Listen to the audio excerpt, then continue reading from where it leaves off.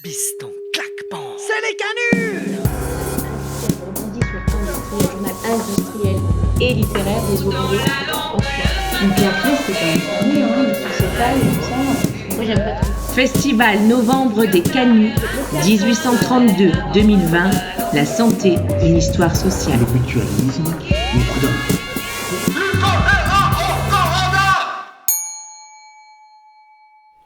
Ludovic Frobert, bonjour. Bonjour. On est là aujourd'hui pour parler de votre dernier ouvrage, Des Républicains ou le roman vrai des Raspail.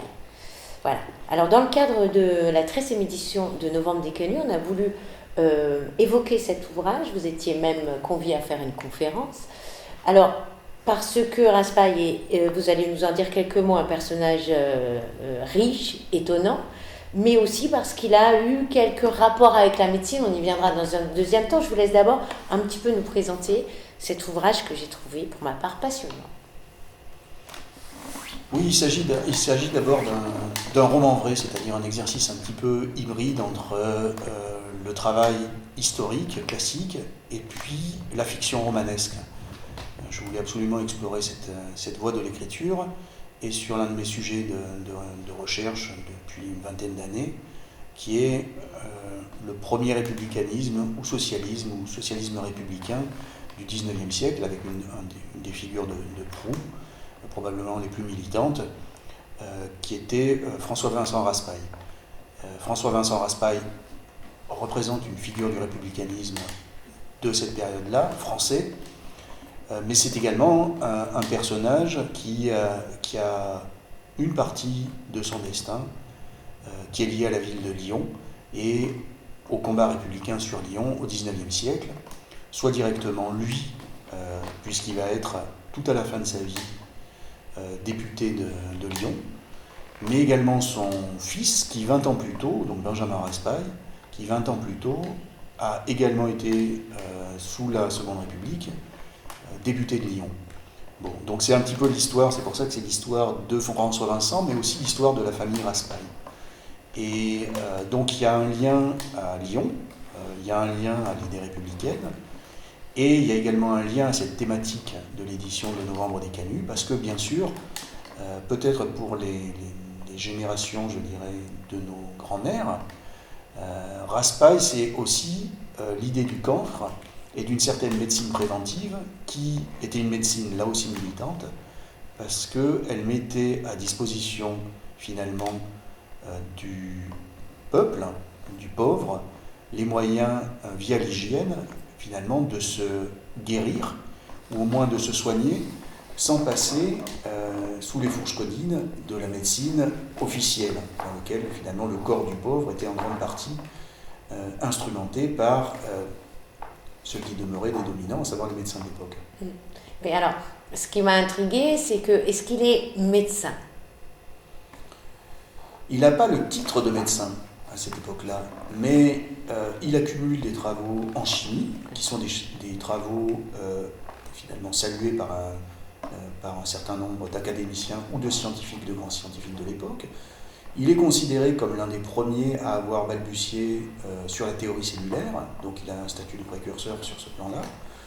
Puis de la théorie cellulaire, de la chimie et de la physiologie, il bascule à une pratique il bascule dans une dimension plus pratique qui est comment appliquer tout cet ensemble de connaissances à la médecine et comment produire une médecine qui soit encore une fois accessible au commun ou qui puisse être en quelque sorte diffusée et utilisée par les classes les plus pauvres de l'époque.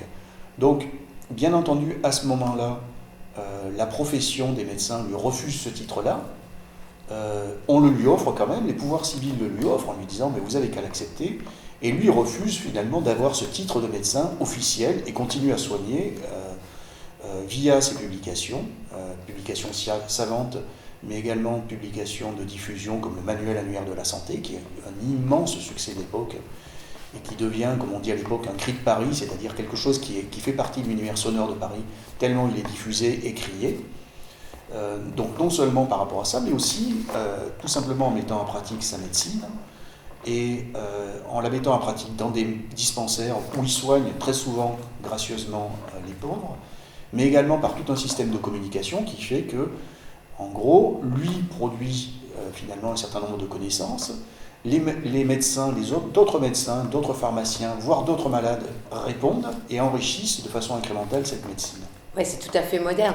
Alors, en cherchant un petit peu, on voit, il y a eu des éditions comme ça, que les gens avaient chez eux des sortes de petits recueils avec des préceptes de soins très simples. Hein. C'est ça, en gros? Oui, tout à fait. Tout à fait. C'était véritablement quelque chose qui permettait concrètement aux familles pauvres de se soigner. Et pour en revenir à notre terrain ici, qui est le terrain de la Croix-Rousse, à un moment circule l'information qui précise que, grosso modo, la moitié des canuts de Lyon ont leur raspail. Et si on regarde aussi, c'est pas simplement les canuts de Lyon, donc c'est cette partie de la population, mais par exemple, d'autres populations l'utilisent, toutes les populations l'utilisent à l'époque. Les nobles viennent chercher raspail pour qu'ils les soignent. Si vous regardez la correspondance de George Sand, elle dit « Moi j'ai mon raspail et toute une famille peut se soigner grâce au raspail ». Donc c'est véritablement à ce moment-là, et par rapport à l'état d'avancée du savoir médical, c'est une vraie avancée positive, en dehors de la dimension politique, c'est une vraie avancée positive, puisque d'abord et avant tout, ça diffuse des principes d'hygiène qui sont des principes d'hygiène de base, et d'éviter, non seulement pour éviter des empoisonnements qui sont des empoisonnements naturels, ou les miasmes ou autres, mais également, et c'est ce qui fait le caractère très précurseur de son travail, contre les empoisonnements industriels, et ce qui sont les premières manifestations des pathologies industrielles et des formes de pollution qui se développent dans les grandes villes, dont Lyon.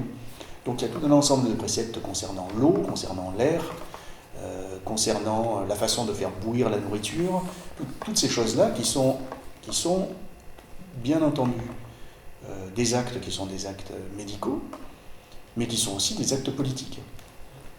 C'est passionnant. Alors, pour conclure peut-être, comment est-ce qu'on peut expliquer qu'un personnage aussi qui a vécu longtemps, qui a été en prison, enfin, qui a un destin assez romanesque, est quand même peu connu? Il est peu connu. D'abord, par rapport à ça, il faut relativiser, parce que qui connaît encore toute cette génération qui a été, en gros, qui a baptisé le terme de socialisme, qui a essayé de le conceptualiser, qui a baptisé autour de 1840 le terme de communisme, avant les manifestes du Parti communiste de Marx, qui paraît en allemand autour de 1847-1848. Donc qui connaît encore des gens comme Pierre Leroux, Louis Blanc, Proudhon, on va dire un petit peu, Flora Tristan, enfin toute cette génération-là, qui la connaît encore, même finalement l'alter ego en termes de militantisme, je veux dire, d'exposition au danger de François-Vincent Raspail, qui aurait été Auguste Blanqui, qui le connaît encore aujourd'hui. Donc ça, c'est une première réponse à donner. Et la deuxième réponse à donner, c'est que par rapport à une historiographie ultérieure du mouvement social et du socialisme, voire du communisme, c'est toute une génération aussi qui a été qualifiée d'utopiste par rapport à un socialisme dit scientifique, et donc qui a été estampillé préhistoire de la réflexion sociale, militante, radicale et autres, au XIXe siècle, et donc comme finalement un état préhistorique du socialisme. Et donc toute cette génération-là a été relativement peu traitée, et on la redécouvre aujourd'hui tout simplement parce qu'on en redécouvre aussi d'actualité, autant des crises économiques, sociales, sanitaires et autres. Voilà. Eh bien, merci. Donc, on va donner toutes les indications pour que les gens puissent découvrir ce très bel ouvrage, où il y a des très belles iconographies. Et merci. C'est un très bel ouvrage fait par les éditions Libelle, voilà, qui en ont fait véritablement un petit bijou. Un petit bijou, je trouve. Il est vraiment joli, vraiment joli. Tout à fait. Ouais. Merci. Merci à vous. Biston, claquement, c'est les canuts. Rebondit sur le journal industriel et littéraire des ouvriers en France. Et puis après, c'était quand même fermé, hein, tout s'étale, tout ça. Le